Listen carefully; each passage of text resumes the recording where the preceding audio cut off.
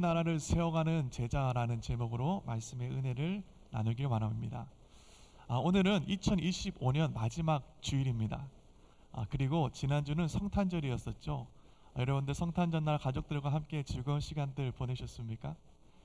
그리고 오늘은 이제 2026년을 앞두고 있는 2025년과 2026년 사이에 있는 굉장히 중요한 날이라고 할 수 있겠습니다. 새해를 앞둘 때는요, 누구에게나 다 설레임이 있습니다. 내년에 나의 삶의 목표를 이루고자 하는 설레임도 있고요, 또 어떤 좋은 만남들이 있을까 기대하는 마음도 있죠. 그런데요, 이 모든 설레임들 가운데서도 2026년을 앞두고 있는 저와 여러분의 삶 가운데 다시 한번 회복돼야 되는 설레임이 있습니다. 그것은 다른 것이 아닌 바로 하나님 나라에 대한 설레임입니다. 하나님 나라 하면 우리 안에 설레이는 두근거림이 있어야 한다라는 겁니다.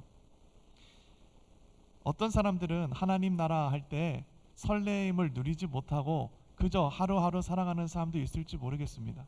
그런데 우리가 하나님 나라를 누리며 그 설레임 가운데 살아가는 제자의 삶은요, 이 세상 어떤 것과도 비교할 수 없는 기쁨으로 살아가는 능력이 있기 때문입니다. 오늘 본문 말씀에도 보면은요, 예수님의 제자들이 예수님 곁에 모여 있습니다. 그리고 저들의 삶이 지금 예수님의 말씀을 들음으로 무엇을 알고 있습니까? 하나님 나라를 듣고 있습니다. 예수님의 제자들은 어떤 사람들이었습니까? 많은 사람들은 어부였죠. 그러니까 저들에게도 나름대로 꿈이 있고 저들의 인생에 설렘이 있던 사람들입니다. 어부는 무슨 꿈이 있습니까? 물고기를 많이 잡아다가 배를 하나 늘리고 또 하나 배를 늘리는 것이 어쩌면 예수님의 제자들이 꿈꾸고 살아갔던 인생의 목표였을지 모릅니다. 예수님 제자 가운데는 또 누가 있었습니까? 세리들이 있었죠. 세리들의 목표는 무엇입니까? 세금을 많이 징수해다가 돈을 많이 벌고 좋은 집을 짓고 내 자녀들을 먹여 살리는 것, 이것이 세리들의 꿈 아니었겠습니까? 어떤 사람들은 이스라엘이라는 나라가 로마 제국으로부터 해방되어 독립되는 것을 꿈꾸며 예수님 곁에 있었던 사람도 있을지 모르겠습니다. 그런데 오늘만큼은 다릅니다.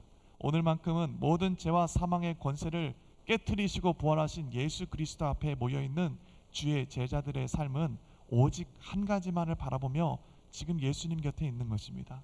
그것이 무엇입니까? 바로 하나님 나라죠. 천국에 대한 소망으로 지금 예수님의 제자들이 모여 있다라는 것입니다. 이들의 인생이요, 원래는 이 세상에서 무엇을 먹을까, 무엇을 마실까로 염려하던 인생입니다. 근데 지금만큼은 완전히 달라졌죠. 그들은 이 세상에 무엇을 먹을까, 무엇을 입을까를 가지고 염려하는 인생이 아니라 하나님이 내게 주신 그 십자가의 복음을, 하나님이 내게 주신 이 하나님 나라의 기쁨을 어떻게 하여야 이 세상 가운데 전할 수 있는가, 예수 그리스도 앞에 그 말씀을 듣고 있다라는 겁니다. 그렇기 때문에 오늘 이 예수님의 제자들은요, 사실 영적인 전쟁을 치르고 있는 하나님 나라의 장수다라고 할 수 있겠습니다. 이 세상에서는요, 전쟁을 치르면 치를수록 많은 사람들이 죽습니다. 세상의 나라가 전쟁을 치르면 어떻게 됩니까? 시체가 쌓여 나아가죠. 그런데 하나님 나라의 전쟁은 그렇지 않습니다. 하나님 나라의 전쟁은 전쟁을 치르면 치를수록 생명이 태어나고 하나님이 주시는 영원한 생명이 이 세상 가운데 열매 맺게 되는 것입니다. 그리고 지금 예수님의 제자들이 그러한 일들 가운데 있었다라는 겁니다. 참 귀한 것은요, 하나님께서 하나님 나라를 세워 나아가시는데 여러분이 가지고 있는 돈으로 세우지 않는다라는 겁니다. 하나님이 하나님 나라를 이 땅 가운데 세워가는데 여러분의 지혜로, 여러분의 능력으로 세워 나가지 않는다는 것입니다. 그렇다면 하나님은 어떻게 이 세상 가운데 하나님 나라를 세워 나아가시는 것일까요? 오늘 말씀 가운데 지혜를 얻는 저와 여러분의 삶이 될 수 있기를 간절히 바랍니다. 하나님 나라를 세워 나아가는 제자가 기억해야 되는 첫 번째가 있습니다. 우리 스크린에 나가는데 다 같이 읽어보겠습니다. 시작. 하나님의 주권을 인정하라.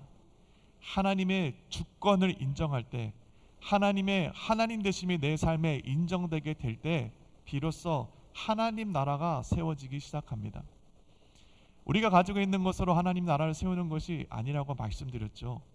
내가 가진 것으로 세우는 게 아닙니다. 오히려 반대입니다. 하나님 나라를 세우기 위해서는요, 내가 가지고 있는 것을 내어 버림으로, 내가 가지고 있는 그 모든 주도권을 하나님께 내어 맡김으로 하나님 나라가 세워져 간다라는 겁니다. 철저하게 버림으로 하나님 나라가 세워진다라는 것이 신비롭죠. 사도행전 1장 6절입니다. 제가 읽어보겠습니다. 그들이 모였을 때 예수께 여쭈어 이르되 주께서 이스라엘 나라를 회복하심이 이때니까 하니. 당시 예수님 곁에 있었던 제자 중에 하나가 묻습니다. 예수님 이스라엘의 나라가 회복됨이 지금 이때니까 묻고 있습니다. 지금 이 제자가 예수님께 이와 같이 묻는 그 질문의 의도가 무엇입니까? 첫 번째, 이와 같은 질문하는 의도는 지금 이스라엘이라는 나라가 로마 제국의 속국으로 식민지로 전락해 버렸는데 지금 이스라엘이라는 나라가 그 로마 제국에서 독립하여 다시 한번 다윗의 영광을 누리겠습니까? 라는 의도로 예수님께 물어본 것이죠. 한국 사람들만큼 당시 유대인들의 마음을 잘 이해하는 사람이 누가 있나 생각이 듭니다. 왜냐하면 우리 한국도 한때는 일본이라는 나라의 속국으로 살아갔었던 경험이 있지 않습니까? 그때 얼마나 독립에 대한 갈급함으로 대한민국 사람들이 살아갔습니까? 당시 이스라엘 백성들도 마찬가지입니다. 어떻게 하면 이스라엘이라는 나라가 다시 한번 로마 제국에서 독립하여 다윗 시대의 영광을 솔로몬 시대의 번영을 누릴 수 있는가 갈급했었겠죠. 그렇기 때문에 오늘 그들은 예수님께 나아 묻습니다. 주께서 이스라엘 나라를 회복하심이 이때니까. 우리도요 이러한 의도를 가지고 주님 앞에 물어볼 때가 있습니다. 주님, 내 삶에 간절히 바라는 이 일이 언제 이루어지겠습니까? 하나님, 내 삶에 있는 이 고통이 언제 사라지겠습니까? 하나님, 내 삶에 있는 이 결핍과 내 곤고함이 언제쯤 충만함으로 채워지겠습니까? 주님 앞에 구할 때가 있다라는 것입니다. 그때 제자들 가운데 예수님이 뭐라고 말씀하셨습니까? 1장 7절 말씀인데 같이 읽어보겠습니다. 이르시되 때와 시기는 아버지께서 자기의 권한에 두셨으니 너희가 알 바 아니다 말씀합니다. 너희가 알 바 아니다 말씀하고 계시다라는 겁니다.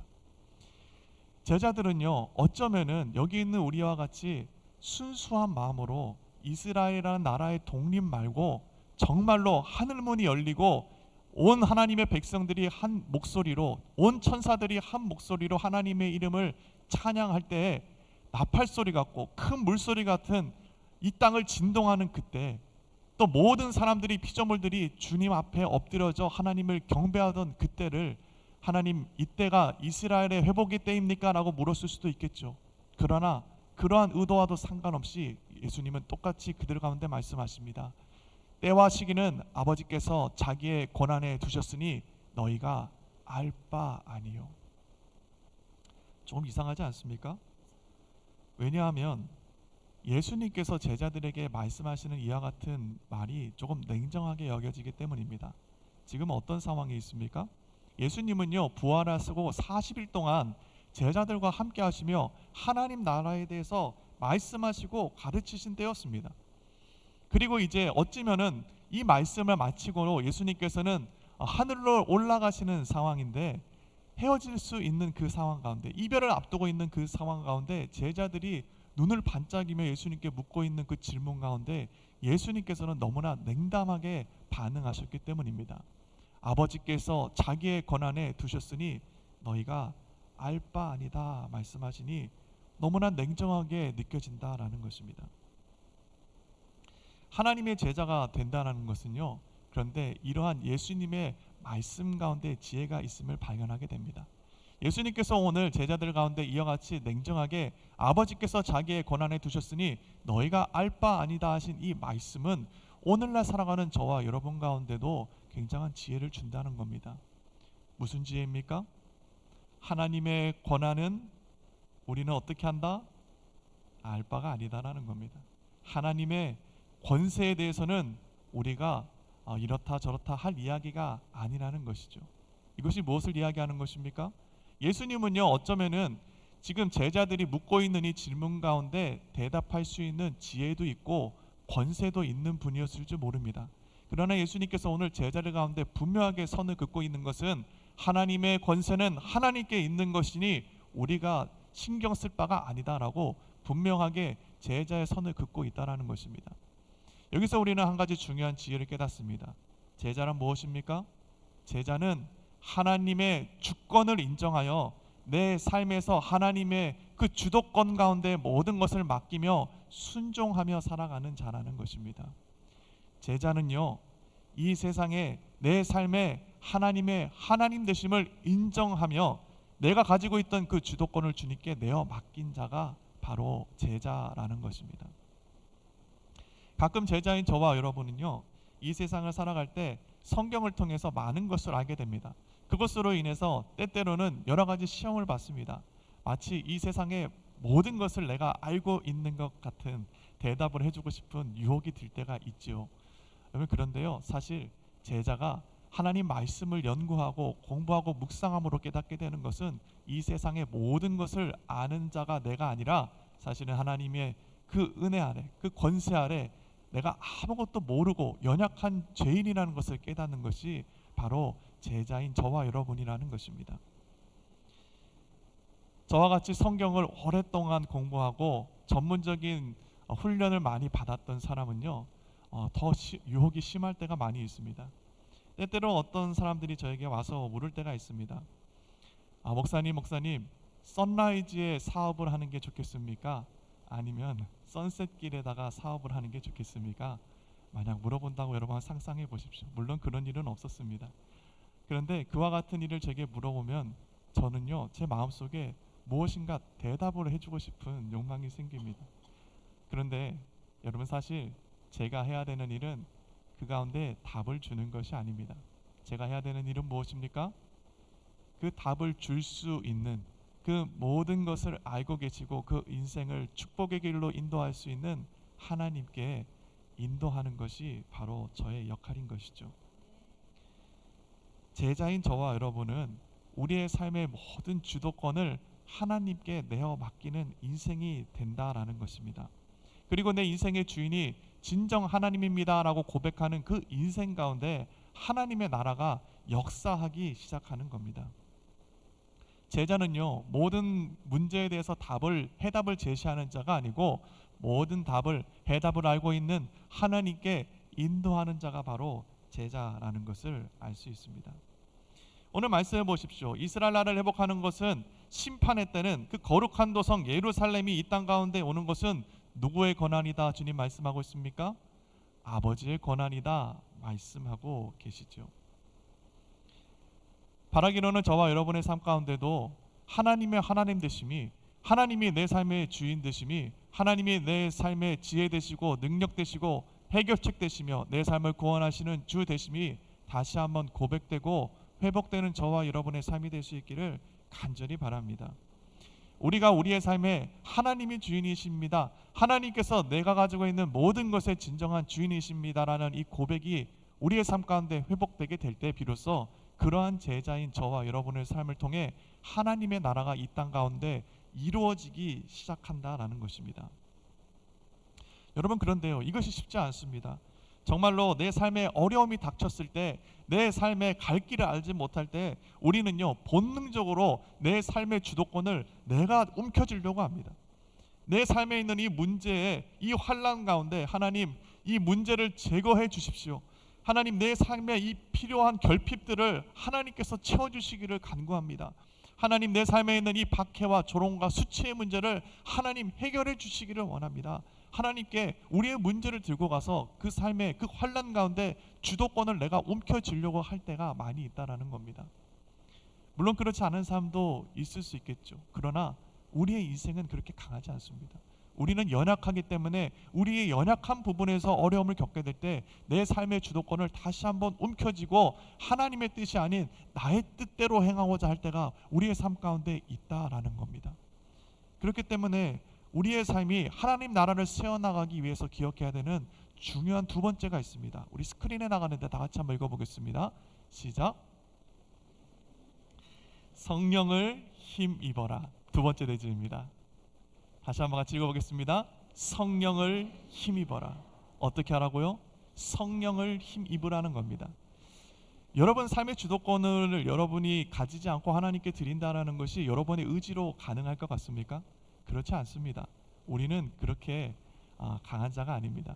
우리가 삶의 주도권을 잡고 있던 그 주도권을 하나님께 내어 맡기는 것은요, 우리의 의지와 우리의 뜻으로 행할 수가 없습니다. 어린아이를 보십시오. 어린아이에게 아이스크림을 주어주고 열심히 먹고 있는 아이에게 그 아이스크림을 뺏으면 어떻게 됩니까? 아이는 울고 불고 난리가 나겠죠. 어린아이도 그렇습니다. 그런데 우리는 어떻겠습니까? 우리가 정말 좋아하는 것을, 움켜쥐고 있는 것을 정말 하나님께 내어줄 수 있습니까? 쉬운 일이 아닙니다. 우리는 우리의 의지와 우리의 노력으로는 할 수 없다라는 것입니다. 그렇기 때문에 하나님께서도 이것을 너무나 잘 알고 계시기 때문에 우리에게 너희가 갖고 있는 것을, 손에 움켜쥐고 있는 것을 손에서 놓으라라고 이야기하지 않습니다. 오히려 주님께서는 더 받으라 말씀하고 있죠. 우리 8절 말씀인데 한번 같이 읽어보겠습니다. 시작. 오직 성령이 너희에게 임하시면 너희가 권능을 받고 예루살렘과 온 유대와 사마리아와 땅끝까지 이르러 내 증인이 되리라 하시니라. 아멘. 하나님 우리에게 손에 쥐고 있는 것을 내려놓으라 말씀하지 않고 뭐라고 말씀하고 있습니까? 너희가 권능을 받고 이야기합니다. 우리가 무엇하라고요? 하나님이 주신 것을 손으로 움켜쥐라는 겁니다. 더 받으라는 겁니다. 성령 하나님이 너희 가운데 역사하실 때 너희에게 주는 하나님의 권능을 받으라 말씀하고 있습니다. 진정 귀한 것을 우리가 발견하게 되면 이전에 내가 갖고 귀하게 여기고 있던 그 모든 것들을 비로소 버릴 수 있기 때문입니다. 만약 여러분이 농부가 되어서 농사를 짓는다고 한번 상상해 보십시오.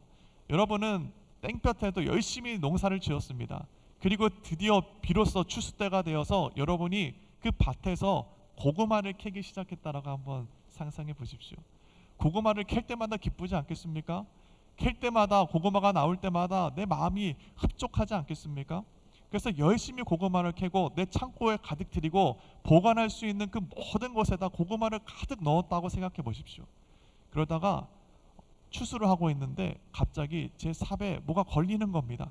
그리고 땅을 파보니 그곳에서 보물, 진귀한 보물들이 막 쏟아져 나오기 시작한다고 여러분 한번 상상해 보십시오. 상상만 해도 좋으시죠? 그런데 만약 여러분이라면 그러한 상황 가운데 고구마를 캐시겠습니까? 아니면 보물을 캐시겠습니까?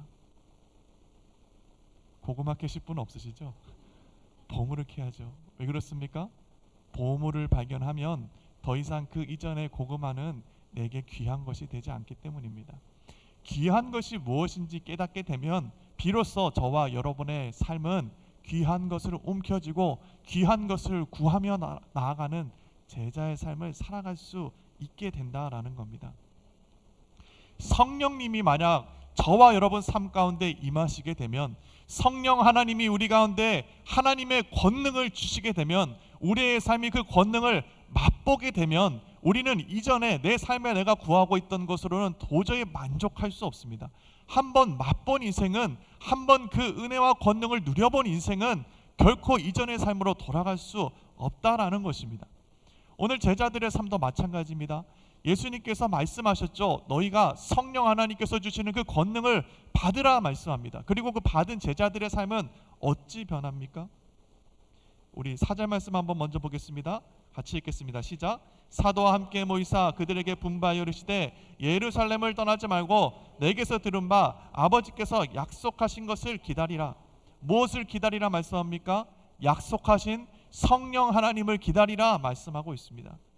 5절 말씀입니다. 요한은 물로 침례를 베풀었으나 너희는 몇 달이 못되어 성령으로 침례를 받으리라 하셨느니라. 무슨 침례를 주겠다 이야기합니까? 성령으로 너희에게 침례를 주겠다 말씀하고 있습니다. 여러분 침례 받을 때를 생각해 보십시오. 침례 받을 때 어디 우리의 몸의 일부분만 물에 들어갑니까? 그렇지 않죠. 침례를 받게 되면 물 속에 깊숙이 들어갔다가 흠뻑 젖어서 나옵니다. 마찬가지로 하나님께서 성령을 부어주실 때 어떻게 부어주시겠다는 겁니까? 여러분에게 조금 살짝 여러분의 목을 축일 만큼만 주겠다는 겁니까? 그렇지 않죠. 성령 하나님께서 우리 가운데 어떻게 역사하시겠다? 침례를 행하는 것처럼 흠뻑 충만하게 부어주시겠다라는 것입니다. 하나님께서 우리 가운데 침례를 허락하실 때 성령의 침례를 허락하심으로 인하여 저와 여러분 삶 가운데 충만한 은혜로 하나님이 부어주시는 그 은혜를 온 세상 가운데 나누는 인생이 된다는 것이죠. 세상 재화는요, 여러분이 가지고 있는 돈으로는 이 세상 사람들의 궁핍을 해결할 수 없습니다. 여러분이 가지고 있는 능력으로는, 여러분이 가지고 있는 육체적인 희생으로는 이 세상의 모든 사람들을 세울 수 없습니다. 그러나 하나님이 주시는 것은 다릅니다. 하나님이 주시는 권능은 우리를 채우고 올 뿐만 아니라 우리를 둘러싼 이 세상의 모든 사람들을 먹이고 채우고 일으킬 만큼 충분하게 하나님께서 우리 가운데 부어주시겠다라는 것입니다. 사도행전 2장 3절과 4절입니다. 마치 불의 혀처럼 갈라지는 것들이 그들에게 보여 각 사람 위에 하나씩 임하여 있더니 그들이 다 성령의 충만함을 받고 성령이 말하게 하심을 따라 다른 언어들로 말하기를 시작하니라. 오늘 여기 보니까 제자들이 어찌 되었다 얘기합니까? 다 성령의 충만함을 받았다. 각자의 제자들의 삶 가운데 하나님께서 넘치는 성령의 은혜를 부어주셨다라는 겁니다. 그들의 인생을 채우고 회복시키고 넘치는 은혜가 그들 가운데 흘러 넘쳤다라는 것이죠. 그렇기 때문에 그들이 밖에 나가게 되는 것입니다. 밖에 나아가서 저들이 하나님께로부터 받은 그 권능으로 모든 주의 백성들 가운데, 모든 세상 가운데 하나님의 그 놀라우신 하나님 나라를 선포하게 되는 것이죠. 세상 것들은 실증내기 쉽습니다. 그러나 하나님이 주시는 것은 우리 삶에 결코 실증나지 않습니다. 하나님이 우리에게 주시는 것은 우리의 삶을 비로소 온전히 회복시키고 축복으로 우리의 삶을 주님께 인도하는 것이기 때문입니다. 예수 그리스도께서 우리 가운데 주시는 것이 무엇입니까? 성령 하나님이 우리 가운데 역사하심으로 우리 가운데 주시는 것이 무엇입니까? 그것은 예수 그리스도의 창조주 되심, 예수 그리스도의 전능하신 하나님 주 되심을 우리로 알게 하죠. 우리가 믿는 예수님은 어떤 분입니까? 성인입니까? 좋은 선생님입니까? 아닙니다. 우리가 믿고 있는 예수 그리스도는, 우리가 섬기며 예배하는 예수 그리스도는 말씀으로 이 세상을 창조하시고 이 세상의 모든 생명 가운데 저들에게 생명을 주셔서 살게 하시는 이 되십니다. 전능하신 주 되신다라는 것이죠. 이것을 성령 하나님께서 우리 가운데 오시면 우리가 비로소 진정 예수 그리스도가 하나님 되심을 깨닫게 된다라는 것입니다. 성령 하나님이 우리 가운데 오시면 무엇합니까? 우리가 깨닫는 것이 무엇입니까? 바로 그 예수 그리스도가 창조주 되시는 주님께서 우리를 사랑하사 이 땅 가운데 십자가를 지시고 우리의 모든 죄를 대속하시고 우리를 하나님의 자녀 삼게 되었다라는 것을 깨닫게 되죠. 성령 하나님이 우리 가운데 역사하시게 되므로 우리가 하나님의 사랑을 알게 된다라는 것입니다. 갈라디아서 2장 20절입니다. 바울은 이야기합니다. 한번 같이 읽어보겠습니다. 시작. 내가 그리스도와 함께 십자가에 못 박혔나니 그런즉 이제는 내가 사는 것이 아니오 오직 내 안에 그리스도께서 사시는 것이라. 이제 내가 육체 가운데 사는 것은 나를 사랑하사 나를 위하여 자기 자신을 버리신 하나님의 아들을 믿는 믿음 안에 사는 것이니라. 아멘.